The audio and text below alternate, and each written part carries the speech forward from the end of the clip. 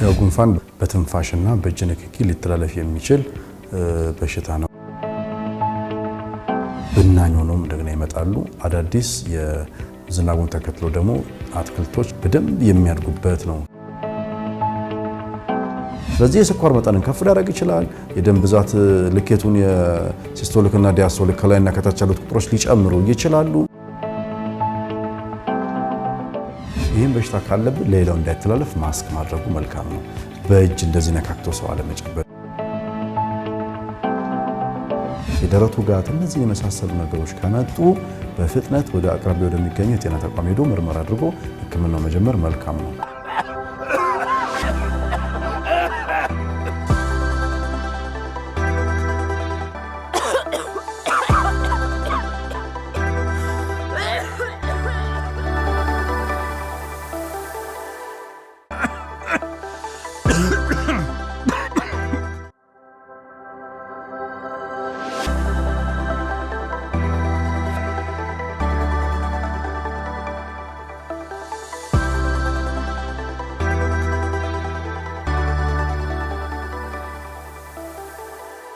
ዶክተር ሚሊዮን ሞላ እባላለሁ። በቅዱስ ጴጥሮስ ስፔሻላይዝድ ሆስፒታል የጥናትና ምርምር ዳይሬክተር እና የተላላፊ በሽታዎች ተመራማሪ።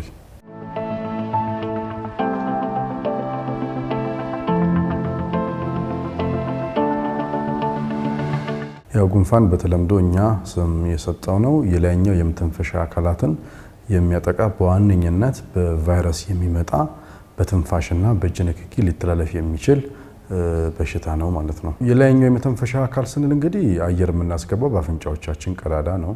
ያ እንግዲህ ታች የጉሮሮ አካባቢ እስኪደርስ ድረስ እንግዲህ በግራና በቀኝ ጆሮ ቀዳዳ አለ። እሱን ግራና ቀኝ ተከትሎ ደግሞ ሳይነስ የምንለው ቦታ አለ። እነዛ ቦታዎች ለድምጽ ለመነጋገር የሚያስፈልጉ ድምጽን የገባውን ድምጽ አስተካክለው በትክክለኛው መንገድ እንዲወጣ የሚያደርጉ ከዛ ተከትሎ ጉሮሮ ግራና ቀኝ ያሉ ብዙ ይሄንን የሚያግዙ ነገሮች አሉ ማለት ነው። ታች ጉሮሮ የእንጥል የምንለው አለ አይደለም? እሱን ተከትሎ ግራና ቀኝ እሱም እንደዚሁ የሰውነት አካላቶችን ጨምሮ የመጨረሻዋ ጉሮሮአችን ጫፍ እዚያ አካባቢ ሲደርስ ድረስ የላይኛው የመተንፈሻ አካል ይላል። አንዳንድ ጊዜ እንግዲህ የመተንፈሻ አካል ከዛ ካፍንጫ ተነስቶ ጉሮሮን ተከትሎ የትራኪያ የምንለው ጋር ኢሶፋገስ ሁለቱ ተለያይተው ጫፍ ጋር ሲደርሱ ሳምባ ግራና ቀኝ ይከፈላል፣ ወደዛ ይሄዳል። ስለዚህ እነሱን አይጨምርም ማለት ነው። ስለዚህ ከላይ ያለውን እነሱን ነው ማለት ነው የሚያጠቃው። አንዳንድ ጊዜ የላይኛው መተንፈሻ አካል ተብሎ ከዛ ጋር ተጓዳኝ ሆኖ ሊመጡ ይችላሉ። አይንንም ሊጨምሩ ይችላሉ ማለት ነው። ከፍ እያለ ወደ ላይም ሲሄድ ወደ ጭንቅላት አካባቢም ከዛ የተነሳ ኢንፌክሽን ወደ ላይ ሊወጣ ይችላል ማለት ነው። በአጠቃላይ እንግዲህ የላይኛው የመተንፈሻ አካል ስንል አየር ገብቶ ሳምባ እስኪደርስ ከላይኛው ክፍል ያሉትን የሚነካ ነው ማለት ነው።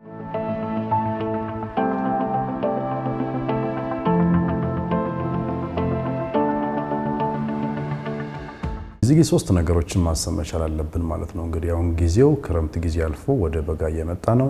በእነዚህ ነገሮች እንግዲህ ሶስት ነገሮችን ማሰብ አለብን። የመጀመሪያው እንግዲህ በጣም እርጥበት የነበሩ አሁን ወደ ደረቅነት ይቀየራሉ። ያ ደረቅነት ሲቀየሩ ብናኝ ሆኖም እንደገና ይመጣሉ።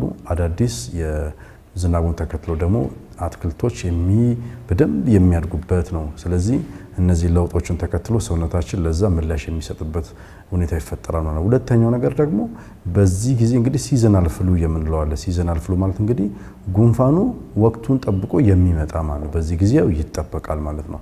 በአብዛኛው እንግዲህ እነዚህ ነገሮች የሚመጡ እንደ አለርጂ ሆነው ወይም ደግሞ የመቆጥቆጥ ስሜት ሆነው ይመጡና ግን በአብዛኛው የሚመጡት በቫይረሶች ነው ማለት ነው። በዋነኛነት እንግዲህ ቫይረሶች ተብለው የሚጠሩት ኢንፍሉዌንዛ ታይፕ ኤ እና ታይፕ ቢ የሚባሉት ነው።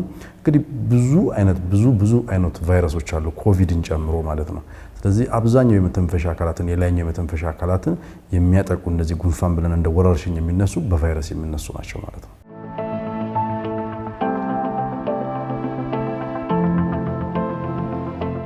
አብዛኛው የላይኛው የመተንፈሻ አካላትን ያጠቃል ብለን ስንናገር በአብዛኛው ቫይረስ ነው እንላለን። ከቫይረሶች እንግዲህ አንደኛው ኮቪድ ሊሆን ይችላል ማለት ነው። ተመርምሮ እስካልተረጋገጠ ድረስ እንግዲህ በምልክት ደረጃ ልንናገር እንችላለን። በምልክት ደረጃ ስንናገር ግን ማንኛውም አይነት ቫይረስ ይሆናል። እንግዲህ እስካሁን በተጠኑ ጥናቶች ኢትዮጵያ ውስጥ የሚነሱ እንደዚህ ወረርሽኞች በአብዛኛው ከ85 ከመቶ በላይ የሚሆኑት የኢንፍሉዌንዛ ታይፕ ኤ እና ታይፕ ቢ ነው። አንዳንድ ጊዜ ሬስፒራቶሪ ሲንሲቲያል ቫይረስ የሚባል ሌላ ቫይረስ አለ ማለት ነው። በአብዛኛው የምናውቃቸው እነዚህ ነገሮች ናቸው። ከዛ በተጨማሪ ኮቪድም አንደኛው ሊሆን ይችላል። ለዚህ ምንድነው ጥሩነቱ በትዚለን ከሆነ ከ4 ከ5 ዓመት በፊት በአብዛኛው ሰው ክትባቱን ለመውሰድ ሙከራ ተደርጓል በአብዛኛው ሰው እንዲያገኝ ተደርጓል ስለዚህ አሁን ኮቪድ እንኳን ተገኘ ቢባል በጣም ደካማ የሆነ ነው ምክንያቱም አብዛኛው ሰው በክትባት ስለወሰደ የሚወጣው ቫይረስ ደካማ ነው በሽታ መጣት አይችልም አንዳንድ ጊዜ ግን ከጎንዮሽ የተያያዘ በሽታ ካለ የበሽታ የመከላከል አቅም ዝቅተኛ ከሆነ ኮቪዱም አይሎ ሊወጣ ይችላል ነው ልክ እንደ ኢንፍሉዌንዛ ታይፕ ኤ እና ታይፕ ቢ ቫይረሶቹ ማለት ነው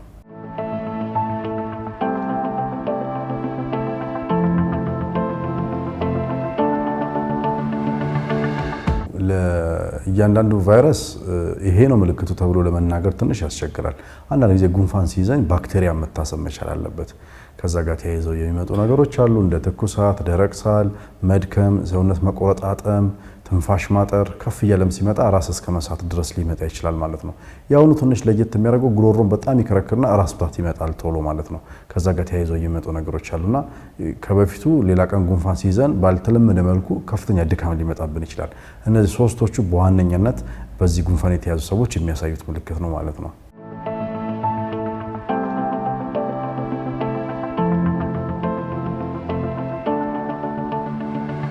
የላይኛው የመተንፈሻ አካል እንግዲህ ኢፒቴሊያል ቲሹ የሚባል ሽፋን አለው ከላይ እሱ ደግሞ በተፈጥሮ ቶሎ ይቆጣል ቶሎ ይታመማል ቶሎ ይድናል ስለዚህ ታካሚዎች እንግዲህ አፍንጫን በጣም ሲቆጠቆጥ አፍንጫን የመነካካት ነገር እንደዛ ነገሮች አሉ ያ ሲነካካ እንግዲህ ከላይ ያሉት የነዚህ ሴሎች ከዛ አካባቢ የተፋቁ የመውደቅ ነገር ሊኖር ይችላል ስለዚህ ነስርም ሊኖር ይችላል ምክንያቱም አፍንጫ ይደርቃል አፍንጫ ሲደርቅ ደግሞ ትንፋሽ በአፋችን ልንተነፍስ ይችላል በአፍንጫ ሊከብደን ይችላል እነዚህ ጋር ተያይዞ የመድረቅ ነገር ሊመጣ ይችላል ሰውነታችን በሽታ ሰውነት ውስጥ ባክቴሪያ ሰውነት ውስጥ ሲገባ አንደኛው ከሚያደርጋቸው ነገሮች ምንድነው ዝልግልግ ያለ ፈሳሽ አምርቶ እዛ አካባቢ ማርጠብ ነው አፍንጫ ውስጥ ያለውም ጸጉር ይሄን ነገር ማጣራት ነው በሰውነት ውስጥ ያለው ያ ፈሳሽ ዝቅተኛ ሲሆን ግን የመድረቅ ነገር ይመጣል ሴሎቹም እዛ አካባቢ ያሉ መሰነጣጠቅ ነገር ይመጣል ስለዚህ በጣም ጥቃቅን የሆኑ አርተሪዎች እነሱ ደም ቅዳዎች ደም መልሶች ይፈነዳሉ ሲነካኩ ማለት ነው ስለዚህ ነስር ተከትሎ ያ ሊመጣ ይችላል ማለት ነው አንዳንድ ጊዜ እንግዲህ በዋነኛነት የመተንፈሻ አካላትን ነው የሚያጠቃውናል እንጂ የበሽታ የመከላከል አቅምንም በጣም ያዳክማል ማለት ነው ስለዚህ ምግብ በልቶ አለመርጋት ምግብ ፍላጎት ማጣት እንደዚህ ነገሮች ይኖራሉ ይሄ እንግዲህ ማንኛውም በሽታ እንደ በሽታ የበሽታ የመከላከል አቅምን ሲያጠቃ ሰውነታችን ምልክት ከሚሰጥባቸው መንገዶች ናቸው እንጂ ለዛኛው በሽታ ወይም ደግሞ ለዛኛው ጉንፋን ብቻ ብሎ የሚታይ ምልክት አይሆንም ማለት ነው ታይፎይድ የያዘው ሰው ወይም ደግሞ የሳምባ በሽታ የያዘው ሰው ወይም ደግሞ ሌሎች በሽታዎች የያዙ ሰው ኮንዲሽናል ሲምፕተም እንለዋለን ለበሽታው ምልክት ሆኖ ይመጣሉ ነገር ግን ያኛው በሽታ ነው ብለው በትክክል ላይነግሩን ይችላሉ ከበሽታው ጋር ግን የሚታዩ ምልክቶች ይሆናሉ ማለት ነው ስለዚህ እነዚህ ነስርም ያልነው ምግብ አለመርጋትን ማስመለስ እንደዚህ ነገሮችም ከዛ ጋር ተያይዘው ሊመጡ የሚችሉ ናቸው ማለት ነው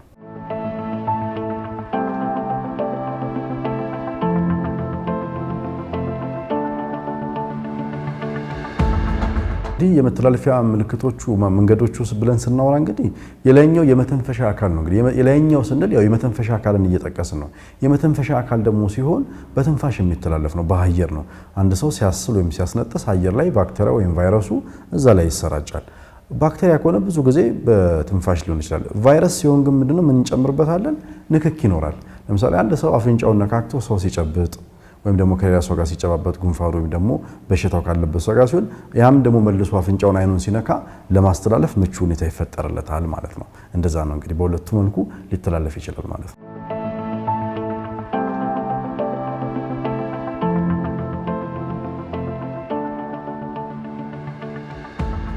የበሽታ የመከላከል አቅም ሊያዳክሙ የሚችሉ ነገሮች ሁሉ ለበሽታ ያጋልጣሉ ማንኛውም ነገር ለዚህ በሽታ ሊያጋልጥ ይችላል ተባብለናል እንግዲህ አንደኛው ተጓዳኝ በሽታዎች ናቸው ለመተንፈሻ አካላትን ቀድሞ የተጠቃ ከሆነ ለምሳሌ የሳምባ በሽታ ያለበት ሰው የሳምባ ባክቴሪያው ቱበርኩሎሲስ የሚባለው ማይኮባክቴሪየም ቱበርኩሎሲስ የመተንፈሻ አካላትን በከፍተኛ ደረጃ ያጠቃል በከፍተኛ ደረጃ ያጠቃል ማለት እንግዲህ የበሽታ የመከላከል አቅም እሱንም ለማጥፋት ተጨማሪ የሚመጣውን የቆሰለው ላይ ነው እንግዲህ ያኛው የሚመቸው ማለት ነው እሱም አንድ ነው ሁለተኛው አስም ነው እንግዲህ አስም አየር ለማስወጣት ለማስገባት መቸገር ነው ያ ደግሞ የሚሆነው ምንድነው እዛ አካባቢ ያሉ የመተንፈሻ አካላታችን የመኮማተር በሚገባቸው ጊዜ አይኮማተሩም ለቀቅ ማለት በሚገባቸው ጊዜ አይለቁም ስለዚህ በዚህ ውስጥ ነው እንግዲህ አየር እየገባ የሚወጣው ይሄ ነገር ሲዛባ ችግር ይሆናል ስለዚህ ይሄኛውን ማጋጣሚ ይጠቀማል ማለት ነው ስለዚህ ማናቸውንም የመተንፈሻ አካላት ላይ ቀድመው ጥቃት ያደረሱ ባክቴሪያዎች ቫይረሶች ለዚህ በሽታ መልሰው ጥሩ መጫወቻ ሜዳ ነው የሚያዘጋጁለት ማለት ነው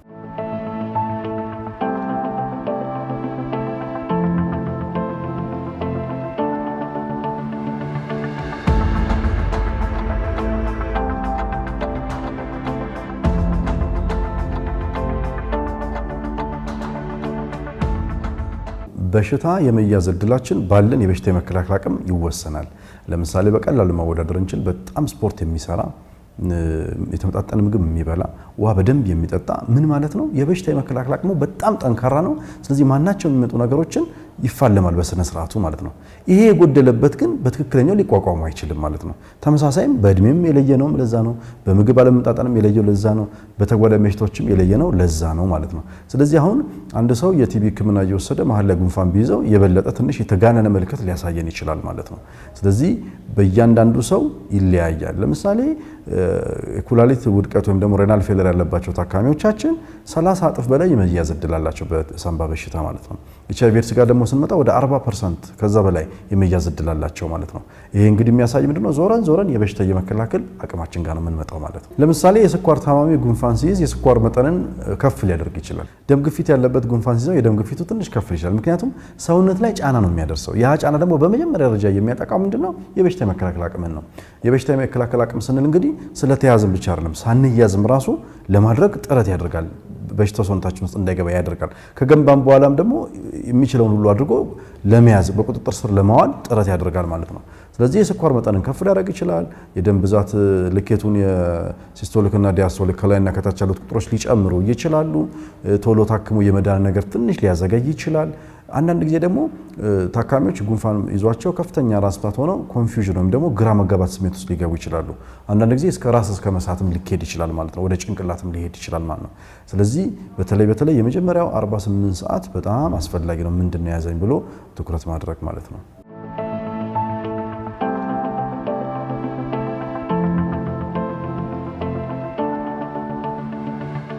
የአካባቢ ንጽህናን መጠበቅ ምንም ጥያቄ የሌለው ነገር ነው። ከዛ በዘለለ ግን አንድ ሰው እንደ ግለሰብ ምን ማድረግ ይገባዋል ሲባል እንግዲህ በትንፋሽ የሚተላለፍ በሽታ ስለሆነ ይህም በሽታ ካለብን ሌላው እንዳይተላለፍ ማስክ ማድረጉ መልካም ነው። በእጅ እንደዚህ ነካክቶ ሰው አለመጨበጥ። የእጅ እንግዲህ ጥሩነቱ እንግዲህ ኮቪድ ብዙ መጥፎ ነገሮች ቢኖሩትም ግን አስተምሮን ደግሞ የሄደው ነገር አለ። የመጎች ተብሎ በአንድ ወቅት ስንተገብራቸው የነበሩ ነገሮች አሉ። አንደኛው ማስክ ማድረግ ነው አይደለ እንዴ? መራራቅ ነው።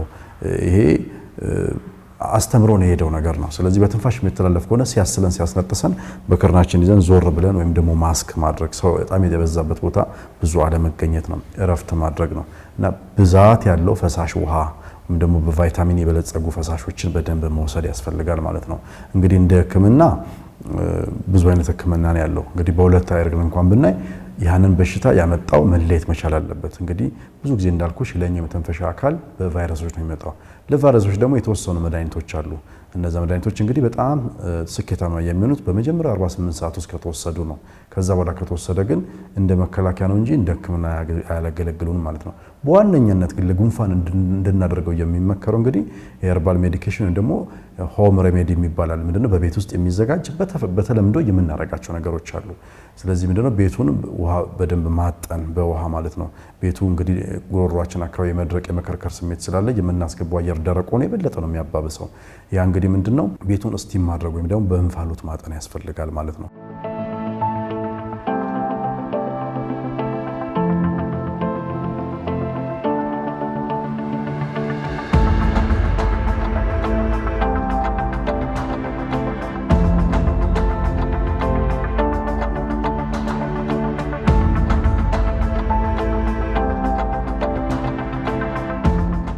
እንግዲህ በተለምዶ እኛ እንደ ቀልድ እናየዋለን እንጂ አብዛኞቹ መድኃኒቶች ከተፈጥሮ እየተገኙ ከዛፍ ከቅጠላ ቅጠል ተሰርተው ነው ወደ ኢንዱስትሪ ሄደው የሚመጡት ማለት ነው። ከነዛ ውስጥ እንግዲህ ብዙዎቻችን የምናውቃቸው ጤና አዳም፣ ዳማከሴ የምንላቸው በሶ ብላ ራሱ የሚባል በተፈጥሮ ውስጥ ይህን የበሽታ የመከላከል አቅም መጨመር የሚችሉ ነገሮች ናቸው።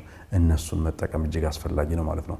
አንዳንድ ጊዜ ሳሉ በጣም ደረቅ ይሆናል፣ የሚወጣ አክታ አይኖርም። ይሄ ደግሞ ትልቁ መገለጫው ነው።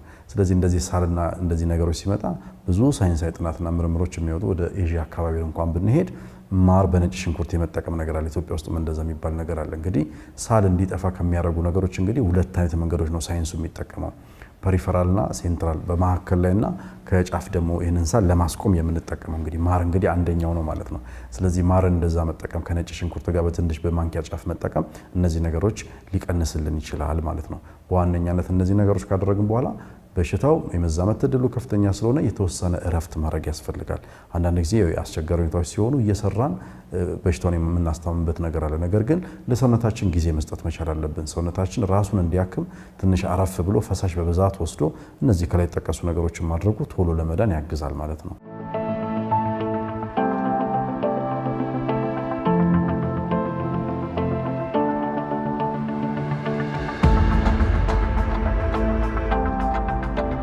የመጀመሪያው 48 ሰዓት እንዳልኩሽ ብዙ ነገሮች የሚታወቁበት ነው። አንዳንድ ጊዜ ደረቅ ሳል ይሆንና ቫይረሱን ብቻ ነው ብለን ስንዘናጋ ባክቴሪያው በጎን ይገባል። ምክንያቱም ቫይረሱ የሰውነት የበሽታ የመከላከል አቅምን መዳከም አይቶ ሲገባ የራሱን ስራ ነው የሚሰራው። እንግዲህ የራሱን ቫይረስ እያባዛ ነው የሚሄደው። ይህንን አጋጣሚ ተጠቅሞ ደግሞ የሚገባ ባክቴሪያ አለ።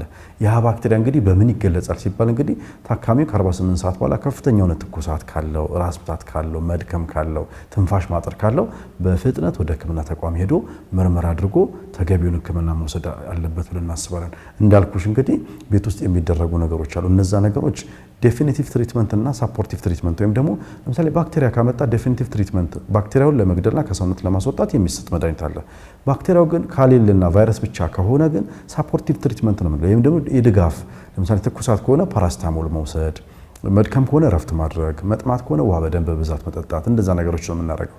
እንግዲህ ከጉንፋን ጋር የተያያዙ ነገሮችን በሁለቱም መንገድ ነው የምናስኬደው ማለት ነው። ነገር ግን ምልክቶቹ ተባብሰው ከመጡ፣ ድካም ከመጣ፣ ትንፋሽ ማጠር፣ ትኩሳት፣ የደረቱ ጋት፣ እነዚህን የመሳሰሉ ነገሮች ከመጡ በፍጥነት ወደ አቅራቢያ ወደሚገኘው የጤና ተቋም ሄዶ ምርመራ አድርጎ ሕክምናው መጀመር መልካም ነው።